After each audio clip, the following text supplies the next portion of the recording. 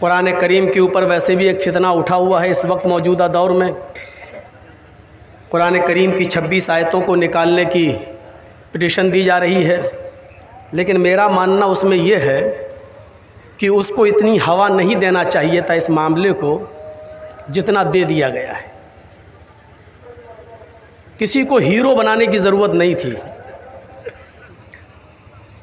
वो एक नहीं 1 लाख पिटीशन भी दे दे, अर्ज़ी दे दे कुरान करीम की 26 आयतों को निकालने की, लेकिन सुप्रीम कोर्ट को ये अथॉरिटी और पावर है ही नहीं कि वो किसी भी धार्मिक पुस्तक और किसी भी मजहबी किताब से कोई चीज़ निकाल दे या बढ़ा दे।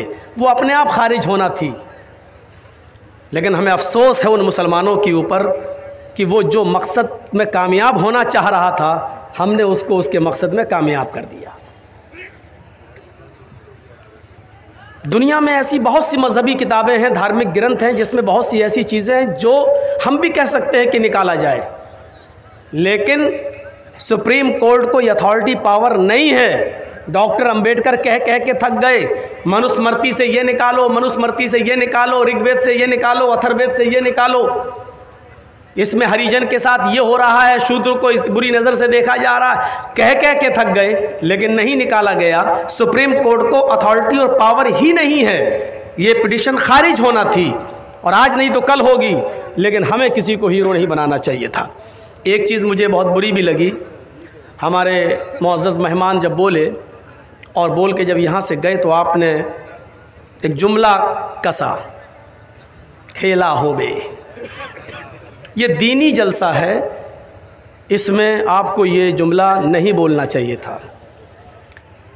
लेकिन हाँ, इतना मैं जानता हूँ और मेरी इसी बात को गांठ बांध लेना कि बंगाल की आवाम बहुत समझदार है।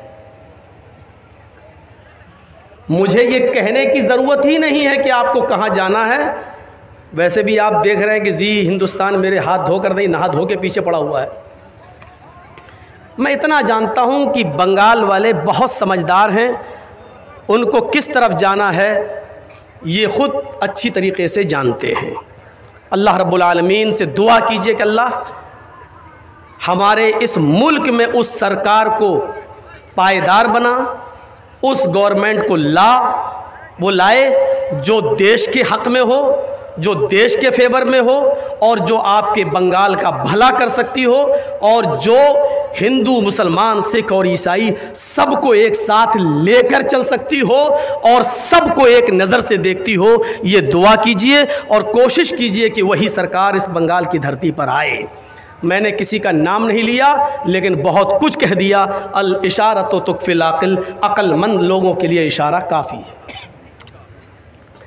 मेरे भाइयों, मुझे मालूम है कि जूता लगा होगा उन लोगों की खोपड़ी पर। मेरी ये दुआ भी उनको चुभ रही होगी, मेरी ये दुआ भी उनको खटक रही होगी।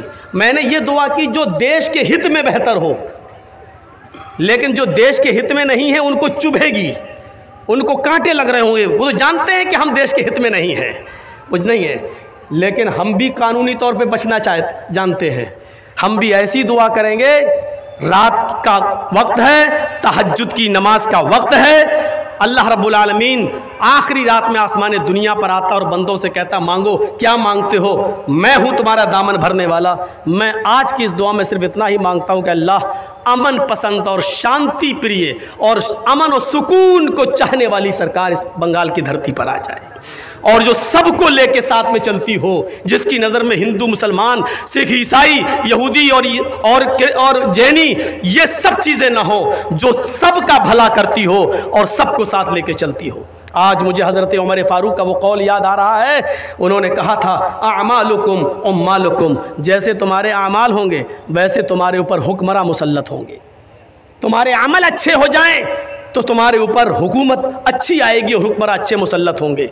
हज़रत उमर फ़ारूक ने, एक आदमी अपने बच्चे को चूम रहे थे, ऐसे बोसा ले रहे थे, मुल्क शाम का गवर्नर आया तो देख के कहता है, अमीरुल मोमिनीन, आप अपने बच्चे से इतना प्यार कर रहे हैं। मैंने तो आज तक अपने बच्चे से कभी इतना प्यार नहीं किया।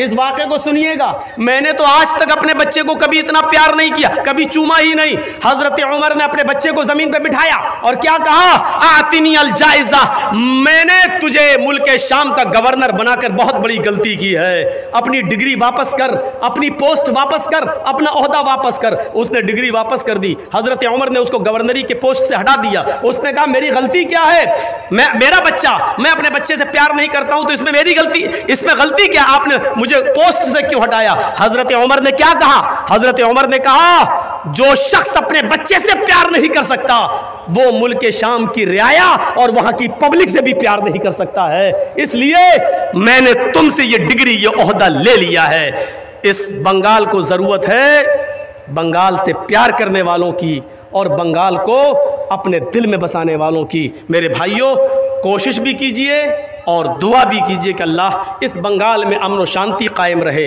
इस बंगाल में भाईचारा बना रहे और इस बंगाल को नज़र बद से बचा ले, बुरी नज़र से बचा ले। बस अब देखता हूँ कल जी न्यूज़ या जी हिंदुस्तान क्या देता है, हमारी इन बातों में क्या पकड़ता है, कल देखूंगा। हो सकता है 4-5 साल पुरानी बातें कहते, कहाँ छिपा है, कहाँ भागा फिर रहा है, कहाँ मुँह छिप, हो सकता है वही सारी बातें कहे, लेकिन आज की तकरीर तो नहीं देगा वो, ये हमें मालूम है।